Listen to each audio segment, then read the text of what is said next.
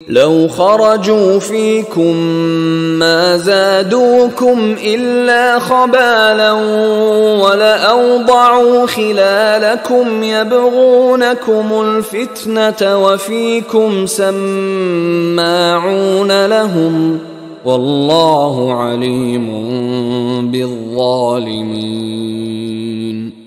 لو خرجوا فیکم، اگر یہ نکلتے آپ کے ساتھ، اے مسلمانوں تمہارے ساتھ، ما زادوکم الا خبالا، تو نہ اضافہ کرتے تمہارے لیے مگر خرابی کا. دلوں میں روگ تھا، وہاں جا کے فتنے اٹھاتے، آپس میں لڑاتے، کوئی اور کچھ کرتے. لہذا ان کا بیٹھنا بھی حکمت پر مبنی ہے، اللہ تعالیٰ کی طرف سے، گویا کہ اس میں بھی ایک خیر ہے. گویا کہ بندہ مومن کے لیے تو خیر ہی خیر ہے، ادھر بھی خیر ادھر بھی خیر.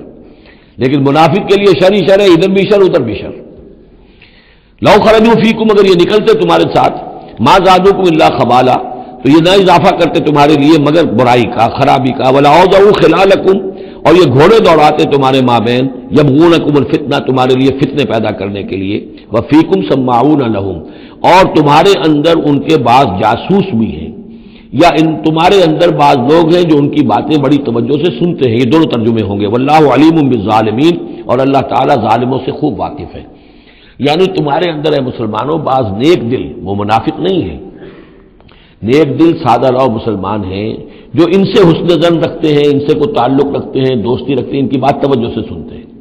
تو اگر یہ ہوتے تمہارے لشکر میں ساتھ اور یہ کوئی فتنہ اٹھاتے تو وہ جو سادہ رو مسلمان تھے وہ ان کی بات سن کر کسی فتنے میں مبتلا ہو سکتے تھے. اور ایک ترجمہ وہ ہے کہ ان میں جاسوس موجود ہیں.